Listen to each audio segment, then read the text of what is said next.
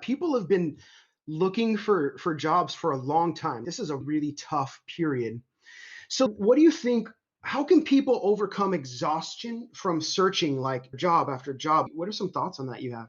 Yeah, I would modify that approach. So I think you need a targeted approach when you're searching for a job and you need to be very specific. It's like going to a career fair. Now where most of us are virtual, the key to any job search is LinkedIn.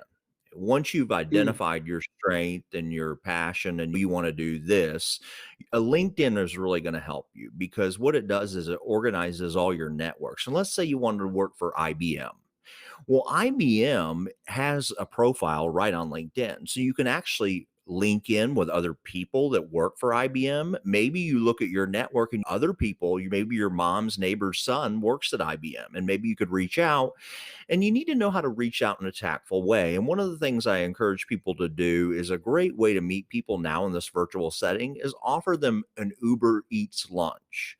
Say, hey, I would like to pick your brain over your career. I'd like to learn more yeah, about your career.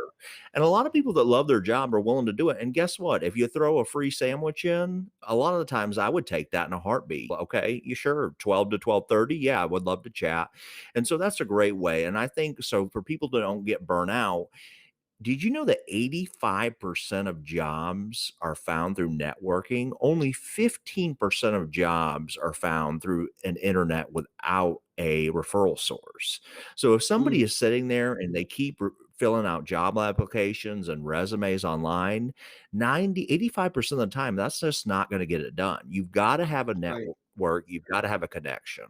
Yeah, that's great. When I'm talking to people, I tell them there's two ways to get a job, right? You can hunt for a job where you're specifically applying, putting in applications. The other way is to fish for a job, and that's creating content and updating your LinkedIn profile and being on various websites where and have people get to know you a little bit. But you're saying networking is a key as well, Networking is the key. I think for your audience, they've already identified what their strengths right? are in your particular niche. So they probably know exactly what they want to do. It's just all about them landing that career. And how they're going to do it is simple. It's networking. And it's Mm, networking, it's volunteering. And somebody might say, how do you volunteer during a pandemic? I do it all the time through virtual learning that people do virtual things all the time. There's free mentors out there. See, online networking has made it almost a great way to connect. There's a website called score.com. You can get a free mentor in any industry you want. LinkedIn actually okay. has free mentoring. You can change your settings to having mentors to reach out to you. I'm actually one of them. And so we on LinkedIn, we don't charge anything. So that's a great way is to get a mentor and start working that angle.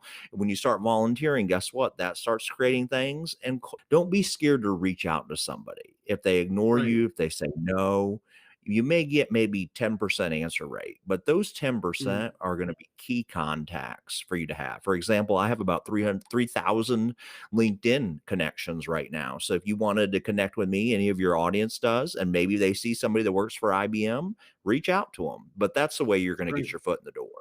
That's great, man.